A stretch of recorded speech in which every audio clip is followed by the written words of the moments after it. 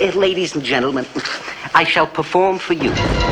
He will forever be known as Grandpa, the cantankerous yet lovable patriarch of the Monster family. Al, out of makeup. Children, adults, like, oh, there's Grandpa. Oh, hi, Grandpa. I mean, he was just always Grandpa. It don't matter. You can call me Al, Grandpa. But his unique career has spanned more than 40 years with boisterous performances on stage, screen, and television. He's an absolute actor. He's just a very funny man. Ooh, my pussycat home.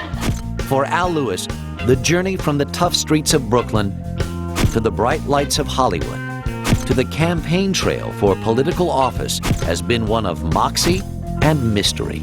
My father has created a huge myth about himself.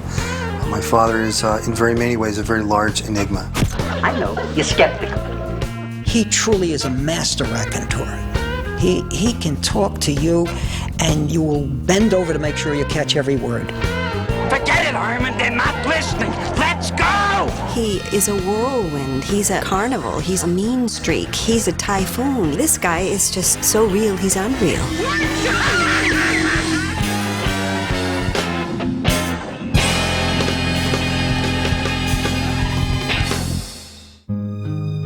As America entered the 20th century, thousands of immigrants poured through the gates of New York's Ellis Island in search of freedom and prosperity. In 1913, a 16-year-old Russian, Ida Nidal, landed in Manhattan's oppressive garment district, where women squeezed into overcrowded warehouses to sew dresses that earned them only pennies per piece. She worked in a sweatshop. The women were working with their heads down. There were Italian and Jewish women in those days, and she worked bent over. The sweat was coming down. She got 5 cents every dress that she finished. She was called a finisher. When Ida met Alexander Meister, a Russian-born sign painter, the two fell in love and married in 1922. The following year, on April 30th, 1923, a son, Albert, was born, and the family settled into Brownsville, a bustling Jewish ghetto in Brooklyn. Over the next few years, Albert's family grew with the addition of 2 brothers, Philip and Henry. But in 1929, the 6-year-old's world was shattered when his father died in a fall from a painter's scaffold. Grieving over their loss and plunged even further into poverty by the Great Depression, the Meisters struggled just to keep food on the table. We had one uncle, and he was fortunate enough to get a job as a baker. I want to tell you, if anybody questions how good day-old bread can be, he would come home, bring that day-old bread home, and 3 families would all share on that day-old bread. That's how things went. That's how hard things were. But Ida was determined that her sons set their sights beyond Brownsville. When chronic ear infections forced Albert to stay home from school, she urged him to keep up with his studies. The curious youngster began to read obsessively, devouring the daily newspapers and frequenting the local library. My mother taught us, you get the most out of yourself. You go higher. The old Yiddish-German expression, Heche, higher. If you accomplished a little, you could accomplish more. As he overcame his sickliness, Al hit a growth spurt and soon took over as man of the house. He was a kid of the neighborhood who basically at 12 walked and talked like a man of 35. He was very solemn. He was studious. Al was what we called the Alte, and that's an expression. It is a Yiddish-German expression meaning the old one. We always viewed him as the old one. The bookish adolescent adopted a brash demeanor, smoking cheap cigars and wearing adult suits. Able to pass himself off as a young man, Al worked odd jobs to help pay the monthly rent of $26. He was charismatic as a young person. Al went out and he broke his rear, and whatever he would earn, he would come in and it would be right on that table. But the teenager's sense of responsibility extended beyond his immediate family. Several years earlier, his mother had joined the Garment Workers Union in their struggle for better working conditions. Inspired by her example, Al too became an activist, fighting back when his neighbors were evicted from their homes. The city marshals, they would throw people out of their apartments when people, of course, couldn't pay their rent. Al would go back to the apartments with his friends and crowbar open the doors and move people back in, literally pick their furniture up off the street and put them back in. More stimulated by the streets than the classroom, the self-taught 16-year-old left high school in his junior year. He sought work wherever he could find it, even as a roustabout under the big top. He would disappear for months on end. He went, so to speak, where his calling was or where work was. He would just go off. Later on, I found out he had gone to work in a circus. Over the next few years, Al took a job as a carnival barker, peddled elixir with a traveling medicine show, and hawked peanuts at Brooklyn's Ebbets Field. By 1942, America had entered the Second World War, and patriotic young men rushed to enlist. Al did his part by signing up with the Merchant Marines. When peace was declared, the 22-year-old returned from his travels and recounted thrilling tales of his ship being torpedoed and nearly drowning at sea. With no clear plans for the future, he took a job at a resort hotel in upstate New York. He was a waiter in the Catskill Mountains in New York, and as tradition, the service staff would put on a play at the end of the summer. Everybody liked it, they applauded, and these are almost his exact words. Once I got that round of applause, I said, this is what I want to do for the rest of my life. Having discovered that his larger-than-life persona made him a natural actor, Al returned to New York, excited to try his hand on the stage. The 26-year-old enrolled in Paul Mann's acting studio and adopted a new name, Al Lewis.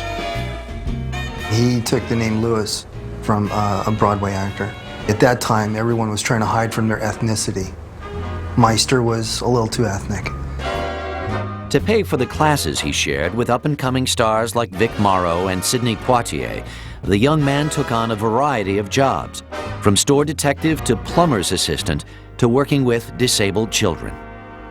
But Lewis's enthusiasm for acting was overshadowed by the news that his indomitable mother, Ida, was stricken with cancer. He was devastated when she died in 1950 and became more determined than ever to live up to her high ideals. After several years honing his craft in acting school, Al Lewis pushed his way into the office of director Jose Quintero at New York's premier off-Broadway theater, The Circle in the Square. Jose Quintero's a giant in the theater. He willed himself, my dad, into that role, but chutzpah, moxie, whatever you want to call it, forced him into saying to this giant, I'm as good as anyone. I belong here. Lewis walked out of the theater with the role of Pat McGloin in Eugene O'Neill's The Iceman Cometh, starring Jason Robards Jr. The barroom drama opened in 1956 to outstanding reviews. Al's success stunned everyone, including a childhood friend, Marge Domowitz, who was delighted to discover her former neighbor in New York's hottest show. She had just come back from 2.5 to 3 year stint working for the United Nations overseas. She was wise beyond her years. She was at 21, effectively a world traveler, which is tremendous. Certain that Marge was the woman for him, Lewis demanded her hand in marriage. On their 19th date, Marge agreed, and the two were wed on November 1st.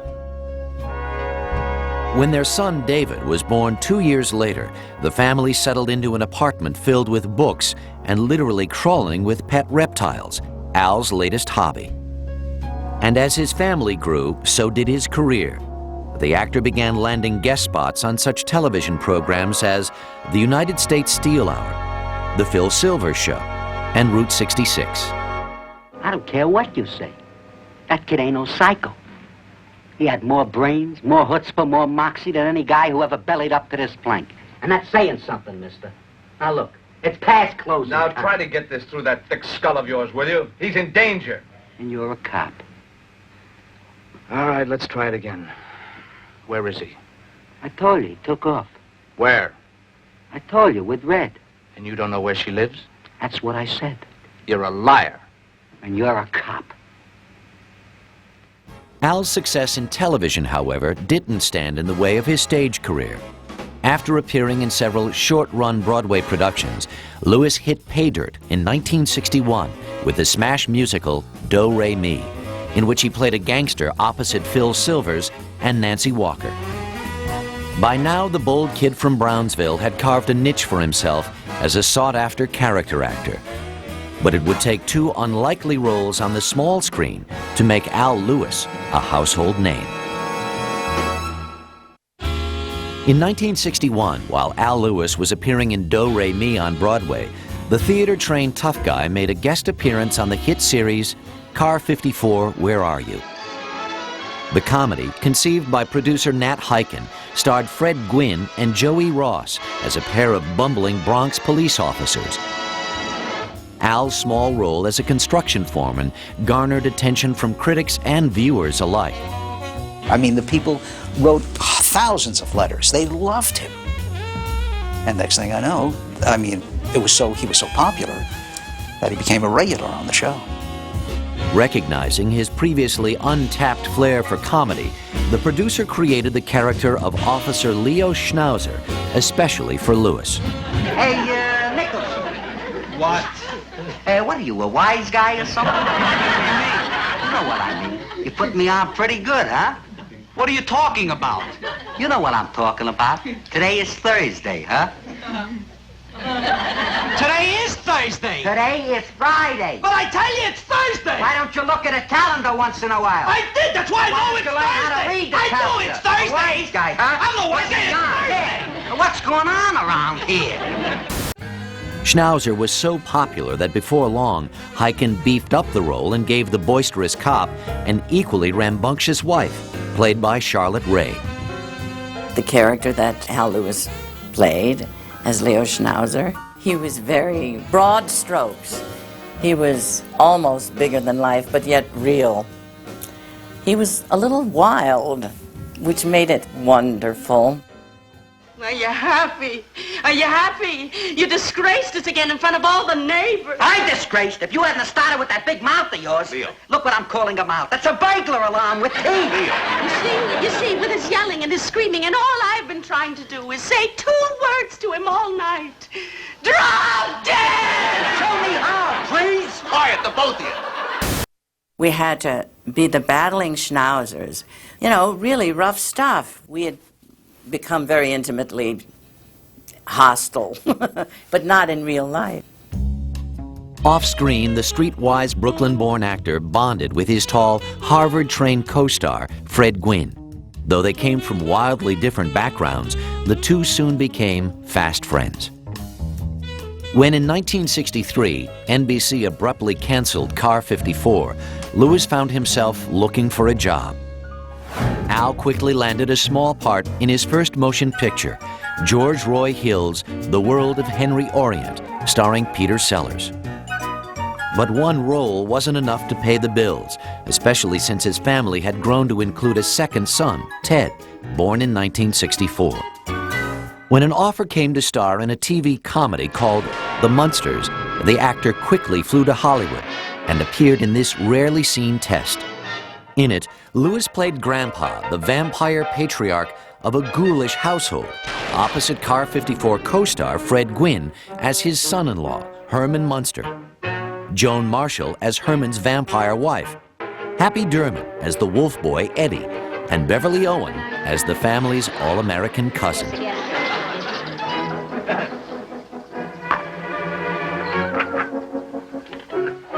Unsatisfied with the outcome, Universal reshot the pilot in more traditional black and white, with new cast members Yvonne DiCarlo and Butch Patrick.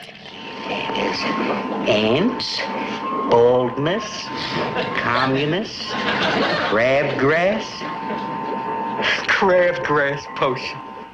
Oh, that stuff makes a wonderful crabgrass. On September 24th, 1964, The Munsters premiered on CBS. The same month also saw the debut of such escapist fare as Bewitched, and rival monster program, The Addams Family. I like to call it like an escapism, and these kind of shows that had no basis in real reality were very popular because they were, you know, they were simple, they were warm, they were non-threatening, there was no real violence. The Munsters was an immediate hit and remained unaffected by the mid-season recasting of Marilyn with actress Pat Priest. Audiences loved Grandpa, who attempted to solve his family's problems with concoctions, potions, and spells. Unfortunately, the cantankerous sorcerer often forgot the proper recipe. He was sweet, he was kind of bumbling. You might have felt sorry for him because he was always kind of not getting things right and he was flubbing up. I'm gonna turn on the machine full blast.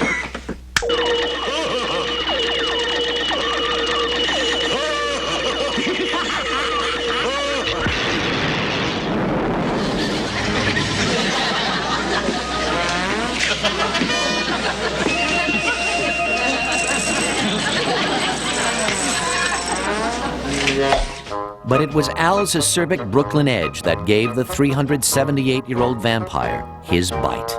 Now, Lily, it's not as bad as Grandpa's making out. Not as bad as Grandpa's making it out. It couldn't be worse. You ruined Eddie's car. You ruined the birthday. I don't want to discuss it. As a matter of fact, I'm not even going to talk about it. Herman, get out of this house. Leave this house at once. He pretty much is, he is Grandpa. You know, when we rehearsed and read on Monday and Tuesday, and when he was in makeup Wednesday and Thursday and Friday, there was no difference. And that's why that character was so good, because he was playing himself. The series also benefited from the chemistry Lewis shared with his co-star, Fred Gwynne. I consider some of the moments that they've done in some of the episodes as being some of the most classic TV scenes ever done. You know, they just had a real rapport and they worked well with each other, and they really were up there, you know, as far as comedic teams with, you know, Laurel and Hardy, Abbott and Costello, you know, you name it. Sorry, but the paper was on my side of the line. It wasn't. It happened to be lying right in the middle of the white line. Did you say right in the middle of the line? It's exactly what I said, right in the middle of the white line.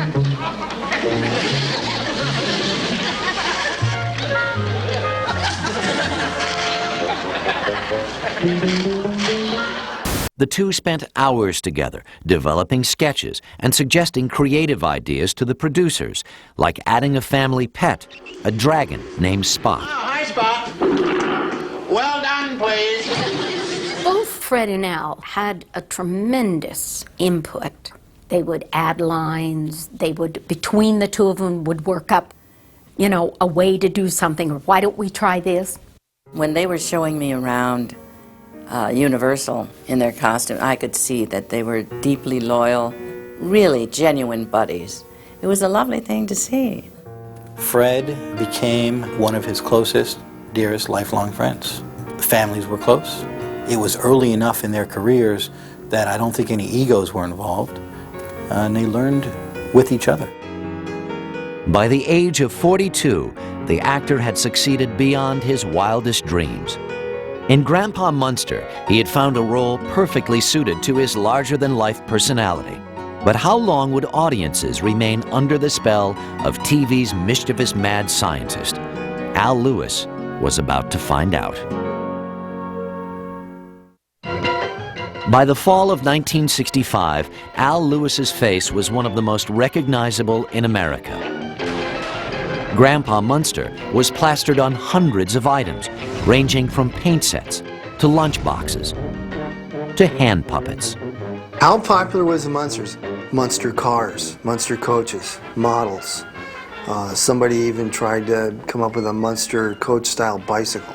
With the popularity of the show surging, Al soon found his off-screen hours filled with promotional appearances. There's Al Lewis of the Munsters and Rita Lee. Somebody told me you live in a zoo. Now, you have a hobby. Now, what is it? I collect reptiles and amphibians. Snakes, turtles, tortoises. Do you mind if we have our picture taken? The actor's success allowed him to move his family to suburban Sherman Oaks, California, and within months, the Lewises welcomed a third son, Paul. Living so close to the studio, Al frequently enjoyed bringing his older boys to work with him. My dad You know, he would take me to the set, and I would be King David. You know, I get to sit in a big, tall chair, and people bring me stuff all day long. Now, I would recommend every child in America should have that experience. Be king for a day. I loved it. Lewis hit his stride as the hit series continued into its second season and cheerfully endured 14-hour days, which started with 2 hours in the makeup chair. But he became frustrated as the show's writers began recycling old routines and worn-out gags. The show for a while ran on its just the uniqueness and the novelty act that it was. But after a while, there's only so many times you can go to the well of these type of jokes that we'd already done twice. In the spring of 1966, CBS decided to cancel the Munsters after only 2 seasons.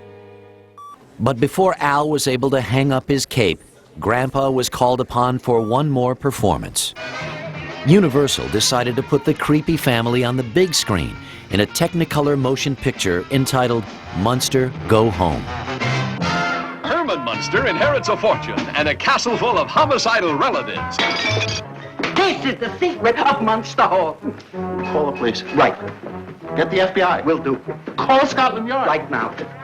Phone Batman. I got it. The Car 54, where are you? It's frightfully funny. Despite its extensive promotion, Munster Go Home was a disappointment at the box office, leaving the 43-year-old actor out of work and with almost no income. That summer, Al's life took another turn for the worse when he received a frightening phone call from Florida, where his wife and children were vacationing. My mom, my Aunt Marion, her 3 sons, and my mom's 3 sons are driving on a highway. Head-on collision. Everyone's injured. My mom and I the worst. My dad came immediately to Miami and was with us 24/7. 24/7. The life that was changed was my mom's and my father's as well. It was an accident for him too.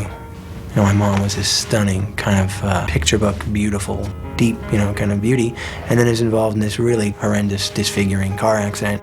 Her body, her face was smashed, her limbs were broken, she lost an eye, and my father and her, they had to make some sort of life change. And they did, in their personal relationship with one another, in their ability to support each other and care for each other and endure each other. Al spent months by Marge's side, nursing her back to health, until mounting bills forced him back to work. But the actor quickly discovered that his 2-year stint as Grandpa Munster had left him hopelessly typecast. When he landed his next job in 1967 as a guest on the hit series Lost in Space, Lewis found himself playing a character who was all too familiar. Master, we have visitors. Visitors? No wonder I failed. You're to blame. You frightened my spirit away. I shall turn you all into frogs. Frogs? Oh, you wouldn't do that. But I would. I like frogs. Earthlings. Go away. Give me froggy, rocky, doodle beef. Well, he goofed it again. That's not what I ordered. By 1968, the war in Vietnam and the assassinations of Martin Luther King and Robert Kennedy had thrown the country into turmoil. A political activist since his youth, Lewis became caught up in the movement for peace and equality and turned his home into a gathering place for left-wing leaders. We had meetings in our house. People would come by, Stokely Carmichael, Dick Gregory, Ron Kovacs. As far as my dad in politics went, he was to the left. I remember being on a march, Griffith Park, Black Panther rally, some police involvement, and lest we say having to get out of there rather quickly. A little bit of running. He was always very sensitive to the black issue. He felt it was wrong. He was always a political person. He was always an underdog rooter. And I say it goes back possibly to my mother. Al's concern for the disadvantaged was not restricted to the political arena. His tremendous enthusiasm for basketball gave him the opportunity to lend a hand to underprivileged high school students. Lewis's keen eye for basketball talent earned him a reputation as one of the sport's best scouts, and over the years, his expertise was highlighted in the pages of Sports Illustrated. He loved the game. More importantly, he loved the kids that played the game. So he felt that if he could tell a coach about a kid who is deserving of a scholarship, and otherwise he gets no education, he did it. People are the ultimate spectacle. Now you're going to see it, yowza, the Derby! In 1969, Al's career received a boost when he landed a small role opposite Jane Fonda in Sidney Pollack's high-profile film, They Shoot Horses, Don't They? He was cast as Gig Young's henchman in the story of a dance marathon set in the 1930s. My father's role is sort of marginal in terms of screen time, but he manages to really exude a kind of menace that is just a perfect expression of the character that he's playing. The film was a critical and box office success, but it didn't improve the actor's luck in securing other dramatic parts. Al Lewis was determined that his long career would not be overshadowed by his performance as Grandpa Munster. But vampires never die, and the 46-year-old actor's eerie alter ego threatened to haunt him forever. By 1970, 47-year-old Al Lewis was out of work and unsure whether to embrace or reject his most famous creation, that of Grandpa Munster. After the Munsters was, career-wise, pretty tough for my pop. He stopped resisting being Grandpa Munster, only because he was difficult to get other roles. And then that's when he started to take some of the personal appearances. Reluctantly returning to his Munster's character, Lewis performed for a much smaller audience. He would do personal appearances. One of my favorite places was Universal Studios. When they first were starting at an attractive theme park, he did that for 2 summers. And that was a lot of fun for me. And I think it was a lot of fun for him. Throughout the early 1970s, Al accepted bit parts in such films as The Boatniks and They Might Be Giants with George C. Scott. He also spent months on the road appearing in regional theater productions in cities across the U.S. And while distance put a strain on Lewis's marriage, Al remained a devoted father, determined to be a part of his sons' lives. He traveled a lot when we were young. We would get these gigantic care packages with the oddest, goofiest things, games, toys, t-shirts, from wherever he was. He let us know that we're number one. When Al was at home, his relationship with Marge deteriorated even further. Anxious over his declining career, he directed his pent-up anger at his wife, and arguments between the two intensified. In 1976, after 20 years together, the Lewises separated. There was a lot of arguing. There was a lot of fighting. It was tough. It was tough for my mom, and it was very tough for my dad, too. They loved each other, and yet they could not live together after a certain point. Devastated, Al attempted to reconcile with Marge, but tempers continued to flare. Their divorce became final the following year. At an all-time low and desperate for money, he took work wherever he could find it. He took a lot of kinds of jobs. After a while, in 74, 5, 6, he was a mortgage broker. Then that collapsed. But he always wanted to be an actor. In 1979, Lewis's fortunes changed when he was cast in the play California Suite, co-starring Karen Ingenthron. Al was flown into New York to rehearse the show, and the director asked me, if I knew Al Lewis, and I didn't. I just took him as another actor. It doesn't last very long with that man. For me, it was love at first sight. During the tour, the relationship between Al and Karen deepened, and the couple became inseparable. She's one of his biggest fans and biggest supporters. Karen was very, very good for my dad. She allows him to be Al Lewis, the larger-than-life person that he is. This court is now in session. In 1980, Al's career gained momentum when he was cast as Hanging Judge Harrison in the feature Used Cars, starring Kurt Russell.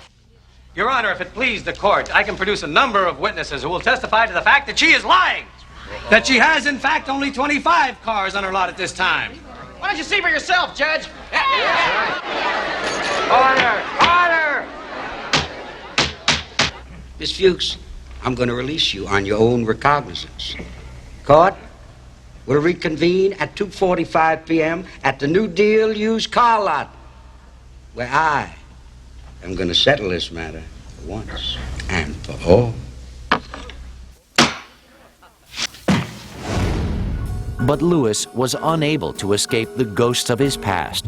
The following year, the 58-year-old was asked to reprise his role as Grandpa in the television movie Munster's Revenge. He did not want to go back and do the Munster Revenge because he didn't like the script. They didn't want to rewrite the script, so they gave him a ton of money, and he did it. Re-teamed with Fred Gwynne, Lewis was thrilled to discover their chemistry still worked, though the material paled in comparison to the original show. Grandpa, so which one am I, Estelle or Marie? What difference does it make? He called for both of us. How do I look? No. Are my seams straight? They are. Unfortunately, your legs are crooked. In 1984, Al and Karen returned to New York, and the couple soon decided to make their union official. Al gave me a ring and said that he wanted to be married to me, and that was it. We had a civil service in the courtroom. His arrival in the Big Apple also brought Lewis opportunities that would take his life in a new direction. I was working in the theater, and he was sort of making the rounds, and he met a man who was interested in creating a restaurant, and it was a match. As a partner in a restaurant called Grandpa's, the energetic 61-year-old took on the role of maitre d' and spokesperson. Al's old pal, Fred Gwynne, put his artistic talent to use by designing the logo. And on April 28, 1987, the Greenwich Village Eatery opened to the public. He put in about 3 really hard years developing the place, working 6 days a week out of a 7-day work week. Al's hard work paid off. Thousands of visitors from all over the world poured through the doors to meet the brash proprietor, known to them all simply as Grandpa. Grandpa is here. It's all right.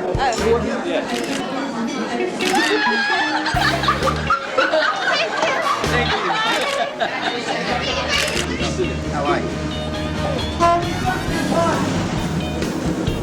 With the huge success of the restaurant, Grandpa was once again a marketable commodity. There was Grandpa's Comedy Club, Grandpa's Home-Style Pasta, and Grandpa's Silly Scaries, a line of children's videos. But Lewis wasn't about to give up acting. In 1988, he accepted a small part in the comedy Married to the Mob, starring Michelle Pfeiffer. We went around the corner to this movie, Married to the Mob. Had no idea that my dad was in it. And suddenly, oh, what? There's my dad. The audience erupts. Grandpa, Grandpa. It was unbelievable. It was just pandemonium. It seemed as though Lewis was everywhere, and his frequent guest appearances on the Howard Stern radio show helped to keep him in the public eye. But nothing gained the 64-year-old more attention than his on-air appearance at Stern's FCC protest rally. Because we all have a purpose of being here. And that purpose is to say, the FCC!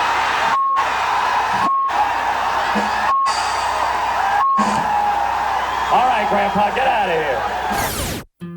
By now, Al's identification with his alter ego, Grandpa Munster, had become a way of life, which unfortunately put a strain on his relationship with Fred Gwynne, who was determined to escape his Munster past. But in 1993, when Gwynne was diagnosed with terminal cancer, the two shared a brief but meaningful reconciliation. The type of cancer that Fred had, pancreatic cancer, like a bullet, fast, very, very tough. A chapter of my dad's life had died. While still mourning the loss of his friend, Al was approached by filmmaker Charles Dumas to star in a short film about racism. The Garden is the profound story of a Holocaust survivor befriending an out-of-work black history professor. He was invited to do it because Charles Dumas knew him and because they both wanted to create this kind of film. People use it for teaching. From time to time it's shown at a festival. It's a very, very special film.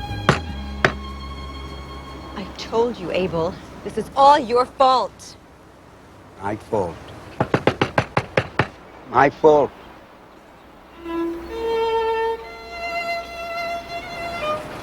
It is not your fault. Avons malheur. They killed us. You didn't. Mom and you. Why I'm alive? Why? So that you could plant our seed in the new world.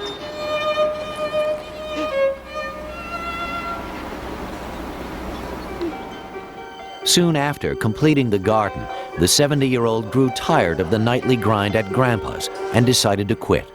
Within months, the establishment closed its doors forever. He had walked away from the restaurant business, but Al Lewis was about to step into a much bigger arena. It's great to be back. By 1995, the outrageous Al Lewis was one of Gotham's most beloved and approachable characters.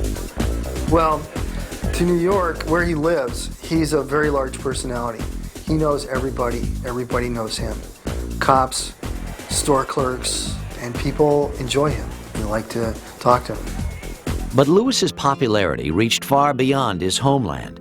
His notoriety as Grandpa gained him annual invitations to the International Latin American Film Festival in Havana, Cuba, where the actor had become a celebrated guest of honor.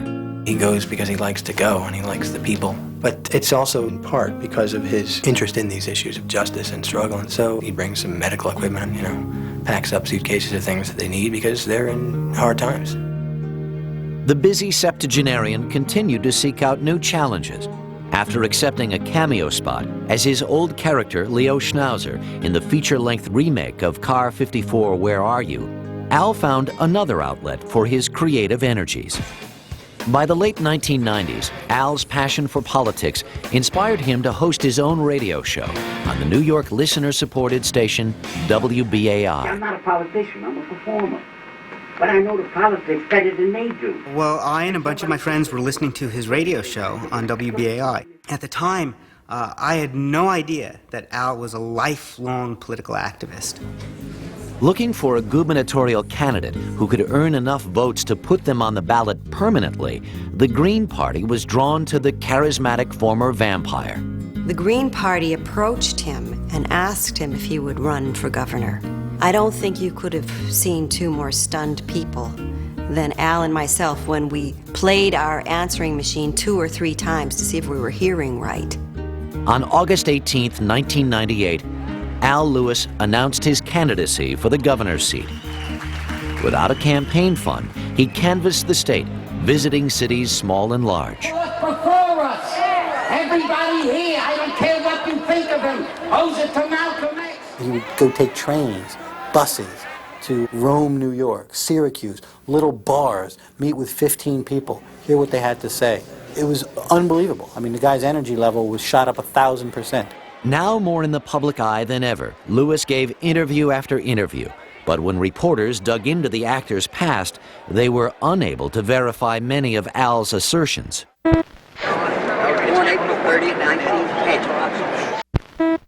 I've been doing this as a performer since 1922. I taught a specialty. I have a degree in education. I also have a degree in child psychology.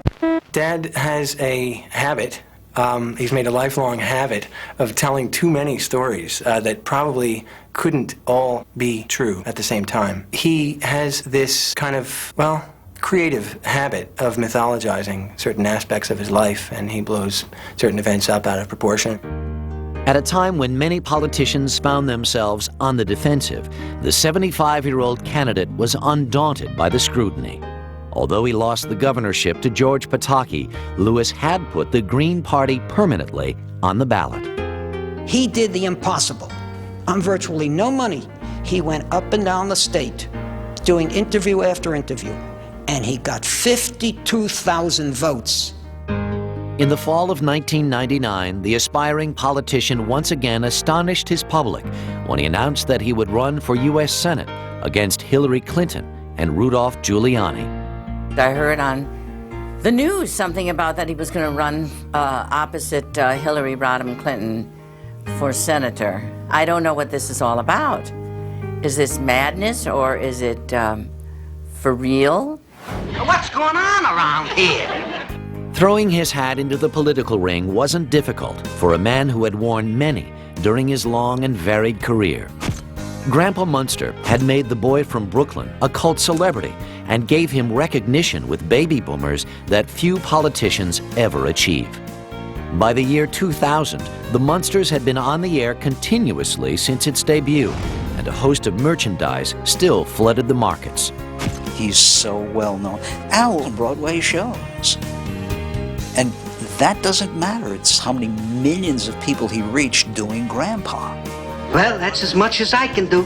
After a lifetime in the public eye, Al Lewis had never tired of combining show business, politics, and a genuine concern for the people around him. He does have a flair for being the cranky old guy, and he's really not. I mean, he's really a sweet guy. He's rough, man. He is tough. He has that ability to make you feel on the defensive all the time. But he does it in a way where it's love all the way. It's like he's a natural disaster. He comes through like a tornado, and you're never the same.